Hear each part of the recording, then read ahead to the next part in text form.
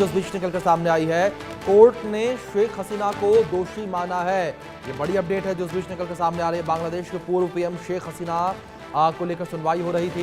ये बड़ी अपडेट है जो इस बीच सामने आई है। शेख हसीना को मौत की सजा सुनाई गई है। बड़ी अपडेट है, शेख हसीना को मौत की सजा सुनाई गई है। फांसी की सजा शेख हसीना को, बांग्लादेश की पूर्व प्रधानमंत्री।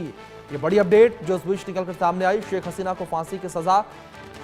बांग्लादेश से इस वक्त की बड़ी खबर यह निकलकर सामने आई है। ये बड़ी अपडेट आप तक पहुंचा रहे हैं जहां शेख हसीना को दोषी माना गया है। ये बड़ी जानकारी जो इस बीच निकलकर सामने आई है। शेख हसीना को फांसी की सजा जो है वो दी गई है। शेख हसीना को मौत की सजा सुनाई गई है। ये बड़ी जानकारी है। शेख हसीना को फांसी की सजा सुनाई गई। मानवता के खिलाफ अपराध में दोषी करार दिया गया। ढाका में प्रदर्शनकारियों को लेकर भी पहले से ही अलर्ट जो है वो जारी किया गया है। ये बड़ी खबर इस बीच निकलकर सामने आ रही है जहां शेख हसीना और उनके सहयोगियों पर आरोप लगे, 5 आरोप लगे थे। इन 5 आरोपों को लेकर कोर्ट सुनवाई कर रहा था। जहां पहला आरोप लगा कि आरोपियों पर हत्या की कोशिश, यातना देने के आरोप लगे। चार्जशीट में कहा गया कि हसीना ने पुलिस और आवामी लीग से जुड़े हथियारबंद लोगों को आम नागरिकों पर हमला करने के लिए उकसाया, इसे बढ़ावा दिया और हिंसा रोकने में नाकाम रहे। इसके बाद आरोप लगा कि हसीना ने छात्र प्रदर्शनकारियों को दबाने के लिए घातक हथियार, हेलीकॉप्टर और ड्रोन इस्तेमाल करने का आदेश दिया। आरोप नंबर 3 शेख हसीना के ऊपर लगा कि 16 जुलाई को बेगम रोकेया यूनिवर्सिटी के छात्र अबू सैयद की हत्या से जुड़ा है। आरोप में कहा गया कि हसीना और अन्य ने इस हत्या के आदेश दिए, इसके लिए साजिश रची और अपराध में शामिल रहे। और आरोप नंबर 4 ये लगा कि 5 अगस्त को ढाका के चांखार पुल में 6 निहत्थे प्रदर्शनकारियों की हत्या कर दी गई। ये भी कहा गया कि यह हत्या हसीना के सीधे आदेश, उकसावे, मदद, साजिश की वजह से हुई है। आरोप नंबर 5 अंतिम आरोप। इन आरोपों में 5 प्रदर्शनकारियों को गोली मारकर हत्या करने और एक को घायल करने की बात है। और आरोप में 5 मारे गए लोगों की लाशें जला दी गई और एक प्रदर्शनकारी को जिंदा जला दिया गया। तो इतने गंभीर ये आरोप लगे थे और इन्हीं आरोपों को लेकर सुनवाई हो रही थी। कोर्ट ने दोषी माना, फांसी की सजा दी। हमारे सहयोगी रैनिक दत्ता हमारे साथ जुड़े हैं, उनका रुख करेंगे इन्फॉर्मेशन के लिए। रैनिक, क्या जानकारियां फिलहाल आपको मिल पा रही, किस तरीके से सुनवाई हुई और क्या टिप्पणी कोर्ट के द्वारा की गई है इस पूरे मामले को लेकर, क्योंकि गंभीर आरोप लगे थे शेख हसीना और उनके सहयोगियों के ऊपर। एकदम देखिए, शेख हसीना और शेख हसीना का जो सहयोगी थे उनके ऊपर जो 5 आरोप लगा गया था, उस 5 आरोप को सुनते हुए और जो सुनवाई हुआ था, उन सुनवाई सुनते हुए लगातार कोर्ट की तरफ से जो हियरिंग किया गया था और जो बयान आया था, जो एविडेंस आया था, टोटल कुल मिलाकर 435 पेज का आज ये साजा इंटरनेशनल क्राइम ट्रिब्यूनल की तरफ से तैयार किया गया था। उस सजा में शेख हसीना के खिलाफ में जो 5 आरोप था, वो 5 आरोप को देखते हुए सजाए मौत सुनाया गया है शेख हसीना को, जो कि बांग्लादेश का पूर्व प्राइम मिनिस्टर है शेख हसीना, उनको सजाए मौत सुनाया गया है। और उसके साथ साथ ही उनका जो और एक सहयोगी था उनको भी सजाए मौत सुनाया गया है। यानी इंटरनेशनल क्राइम ट्राइब्यूनल में जो मामला चल रहा था, जिस मामले पर जुलाई महीने में 2024 साल का जुलाई महीने में जो छात्र आंदोलन हुआ था, जो छात्र आंदोलन को सामने रखते हुए करीब 800 लोगों का, ऑफिशियली 800 लोग, अनऑफिशियली 1500 लोगों जो छात्र है उनका मौत हुआ था, उसका मौत का जिम्मेदार शेख हसीना को ठहराया गया है।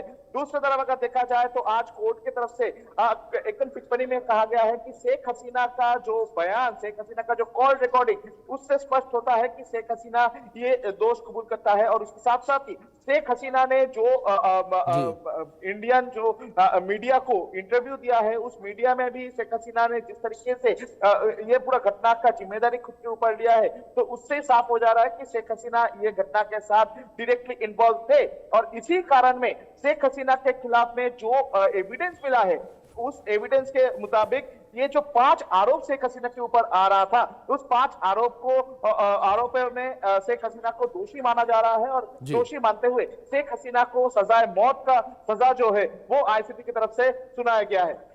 जी रैनिक, दूसरी ओर अगर शेख हसीना को लेकर बात करें, शेख हसीना मौजूदा समय में भारत में शरण लिए हुए हैं, ऐसे में उनके प्रत्यर्पण को लेकर क्या जानकारियां? देखिए, भारत में अभी तक शेख हसीना रुके हुए हैं। शेख हसीना को प्रत्यर्पण के लिए अभी तक कोई जानकारी नहीं मिल रहा है, क्योंकि जो इंटरिम गवर्नमेंट है, इंटरिम गवर्नमेंट की तरफ से ये पूरा मैटर को लेकर भारत को चिट्ठी भी भेजा गया था। शेख हसीना को बांग्लादेश में वापस भेजने का जो डिमांड वो बांग्लादेश का सरकार की तरफ से किया गया था। दूसरी तरफ ये मामले पर आईसीटी की तरफ से जब राय दिया जा रहा है, जब सजा सुनाया गया है, तो इसको लेकर इंटरनेशनल कोर्ट के सामने भी दरखास्त रख सकते हैं बांग्लादेश का इंटरिम गवर्नमेंट, और उसमें भारत से शेख हसीना को देश में वापस लाने का डिमांड भी इंटरिम गवर्नमेंट की तरफ से किया जा सकता है। और आज कोर्ट में जब सुनवाई चल रहा था, उसी दौरान आईसीटी के कोर्ट की तरफ से भी ये बात को साफ रखा गया है कि शेख हसीना के खिलाफ में जो आरोप है वो इंटरनेशनल का, वर्ल्ड का किसी भी कोर्ट पर उनको सजाए मौत ही सुनाया जाएगा। और इसी वजह से आज शेख हसीना को आईसीटी की तरफ से भी सजाए मौत सुनाया गया है।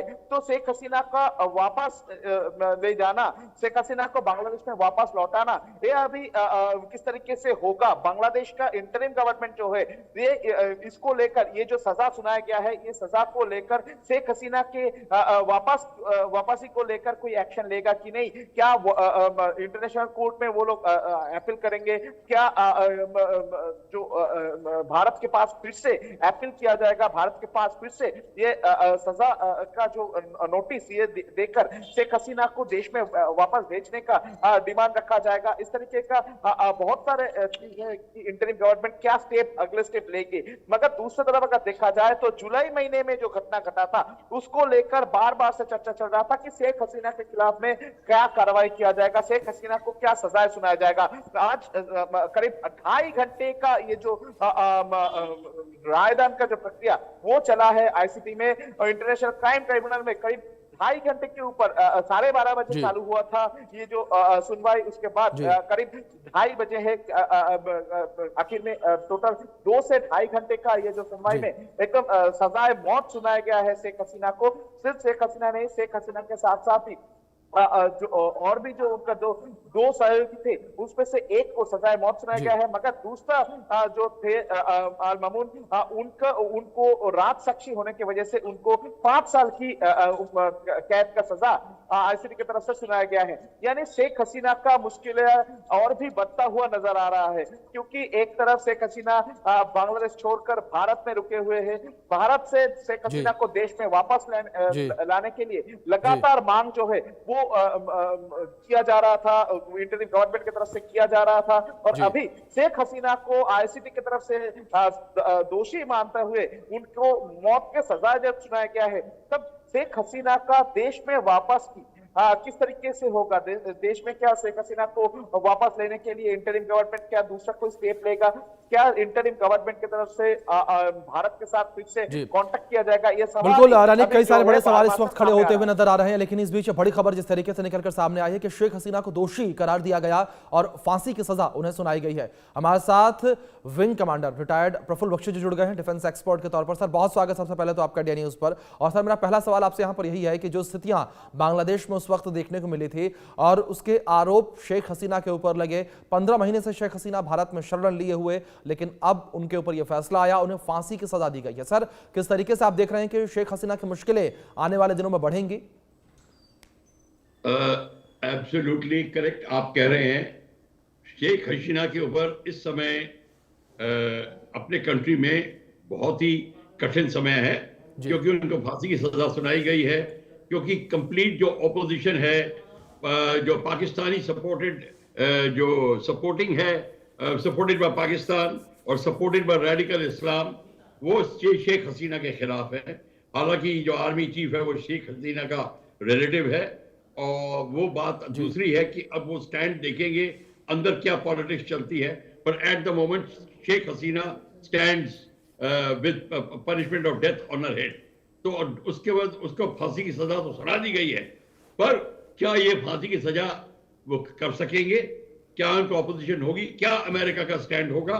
देखिए, अमेरिका ने काफी दखल अंदाजी शुरू कर दी है बांग्लादेश के कार्यक्रम के अंदर। हालांकि अमेरिका भी शेख हसीना से नाराज था। जो आइलैंड है, सेंट मार्टिन आइलैंड, उसके ऊपर शेख हसीना ने उनका साथ नहीं दिया। और इस समय चाइना का स्टैंड बड़ा न्यूट्रल है, चाइना इतना ज्यादा शेख हसीना को भी सपोर्ट नहीं कर रहा।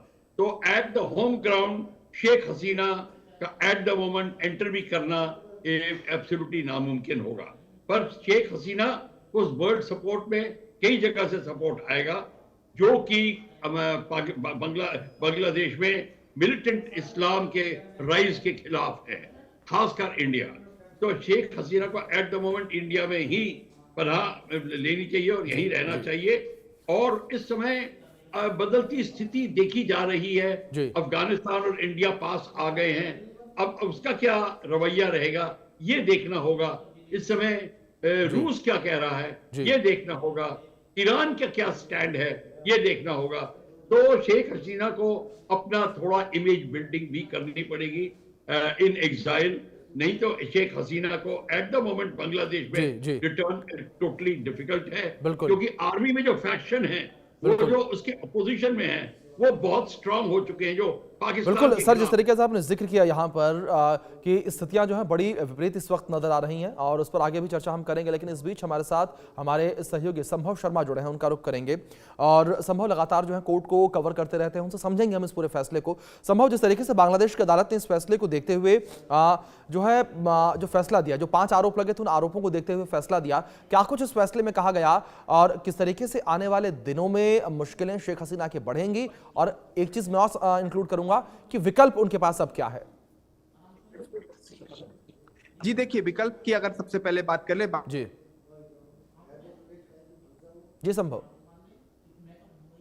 सुप्रीम कोर्ट के वरिष्ठ अधिवक्ताओं से बात हो रही थी और कई वरिष्ठ अधिवक्ताओं का यह कहना है कि अगर विकल्प की बात करें तो अभी लीगल ऑप्शंस शेख हसीना के पास खुले हुए हैं और इसके साथ साथ शेख हसीना इस पर अपील कर सकती हैं। अपील के साथ साथ उस अपील पर सुनवाई भी होगी और उसके अलावा पहले ऑर्डर की कॉपी हाथ में आने दें और जब ऑर्डर की कॉपी आएगी तो उसके बाद उसके खिलाफ अपील की जा सकती है। और कई वकीलों का तो ये कहना है कि भारत सरकार भी इस पर एक्शन ले सकती है कि वो इस कन्विक्शन को माने या ना माने, क्योंकि कई वकील इस बात को कह रहे थे कि शेख हसीना भारत में है तो भारत पर निर्भर करेगा कि वो इसको किस तरह से देखता है। और इसके अलावा शेख हसीना के पास भी लीगल ऑप्शंस हैं। फिलहाल उन्हें जो ये स्पेशल बांग्लादेश का ट्रिब्यूनल है उसने शेख हसीना के लिए क्राइम अगेंस्ट ह्यूमैनिटी जिसे कहा जाता है ऑफिशियल शब्दों में, उसके खिलाफ ये मुकदमा चला था और उसके बाद इन्हें कन्विक्ट जिसे कहा जाता है दोषी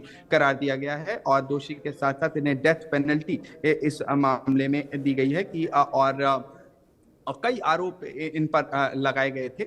और जिस तरह से वो पूरा घटनाक्रम हमने लगातार उसे कवर किया कि किस तरह से 2024 में ये घटनाक्रम हुआ था, बांग्लादेश में एक तरह से टेंशन हुई थी उसी को लेकर। लेकिन इसमें एक महत्वपूर्ण बात ये है, कुछ वकीलों से मैं बात कर रहा था सुप्रीम कोर्ट ऑफ इंडिया यहाँ पर दिल्ली में, तो उन वकीलों का भी यही कहना था कि इस पूरे ट्रायल में शेख हसीना का पक्ष तो एक तरह से रखा ही नहीं गया है जी, क्योंकि वो तो थी नहीं फिजिकली प्रेजेंट, वो वहां कोर्ट में वो नहीं थी, तो उनको सुने बगैर एक तरह का ये जजमेंट है। तो यहाँ पर ये भी देखना होगा कि इसकी जो एक सैंक्टिटी जिसे कहा जाता है इसमें इसका वजूद कितना है। जब जो अक्यूज्ड है जिसके खिलाफ ट्रायल चल रहा है वही व्यक्ति अगर मौजूद ना हो कोर्ट में तो एक